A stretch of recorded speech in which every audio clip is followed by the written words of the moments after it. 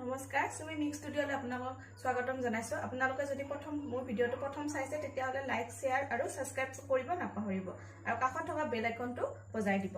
আহক ষ্টাৰ্ট কৰো। আজি মই ঘৰতে বনাই খাব পৰা সিম্পল কেকৰ ৰেচিপি এটা বনাব ওলাইছোন। আহকচোন ৰেচিপিটোৰ কাৰণে কি লাগিব। এয়া মই 1 কাপ ময়দা লৈছো, বেকিং সোডা, বেকিং পাউডাৰ, 2টা কণী, ভেনিলা, ৰিফাইন আৰু মিক্সি জাৰ। আৰু আজি মই কুকাৰত বনাম। এয়া মই গেছটো অন কৰি দিছো। কুকাৰত আগৰ পৰা নিমখ দি দিছো। এইখিনি গৰম হ'ব লাগিব।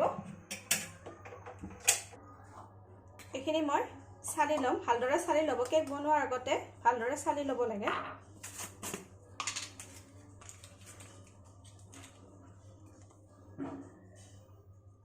বেকিং পাউডাৰ দিছো ½ টিস্পুন,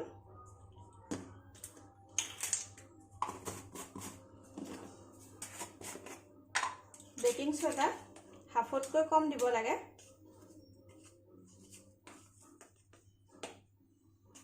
এয়া অকণমান দি দিছো।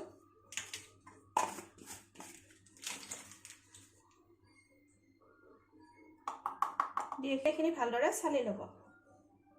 হেৰিটো লৈ দিছো, যোনটো ডাঙৰ জাৰ আছে সেইটো লৈ ল'ব।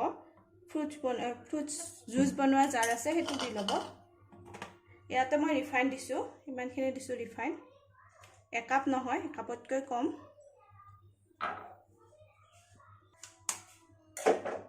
দুটা কণী ভাঙি দিছো ইয়াতে।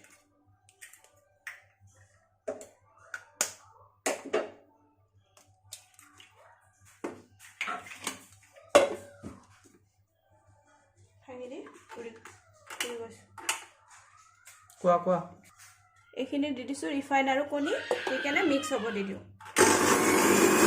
এইখিনি পিচি লৈছো।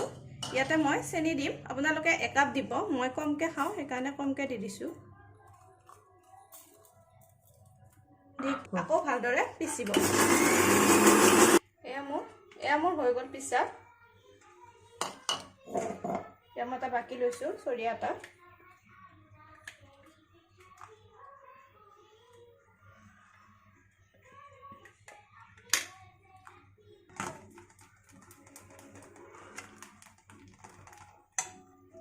ইয়াতে মই ভেনিলা দি দিছো।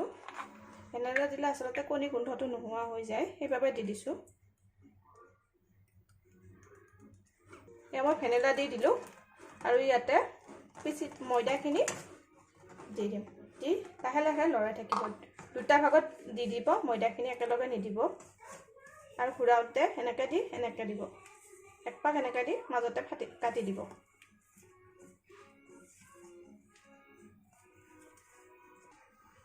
এয়া মোৰ এইখিনি হৈ গ'ল। ইয়াত এতিয়া মই ৰিফাইনখিনি হাতেৰে মুছি দিম আৰু তাতে অলপমান ময়দা দি দিব। ময়দা দি যাতে ময়দাখিনি গোটেই বাটিটোত লাগি যায়, এনেদৰে দি দিব। দি ইয়াতে বনাই থোৱা বেটাৰখিনি ঢালি দিব।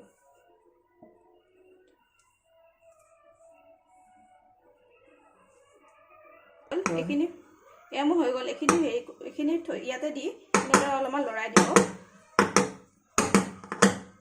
এয়া মই কুকাৰত বহাই দিলো। ইয়াৰে কুকাৰৰ লবৰডাল খুলি দিব।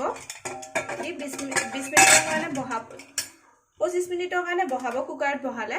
আৰু 20 মিনিটৰ পিছত এবাৰ চেক কৰি চাব হৈছে নে নাই। এইটো অৰ্ডাৰৰ কেক আছিল, সেইকাৰণে ভাবিলো আপোনালোকৰ লগত একেলগে শ্বেয়াৰ কৰো, বনাও। এইটো কেকটো মই আগতীয়াকৈ ক্ৰীম দি অলপমান ভালকৈ কৰি থৈ দিছো। 15 মিনিটমান থৈ দিছো। এতিয়া গোটেইখিনি ক্ৰীম দিম। এইটো মোৰ চকলেট কেক আছিল, সেইবাবে মই ইয়াতে চকলেট দি দিছো ক্ৰীমত।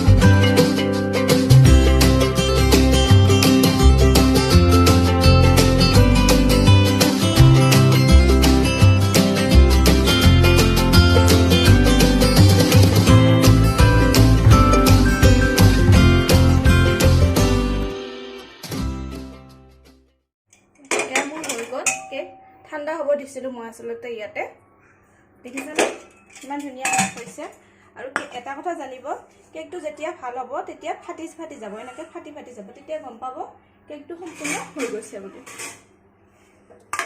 মই এইটো উলাই দিছোঁ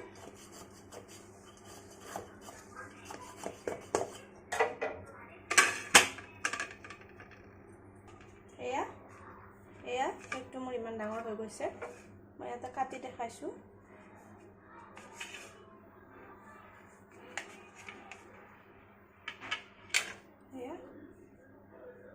স্পঞ্জি হৈছে বহুত আপোনালোকে এনেদৰে বনাব আৰু বনাই খাই চাব কেনেকুৱা লাগিছে আৰু মোক জনাব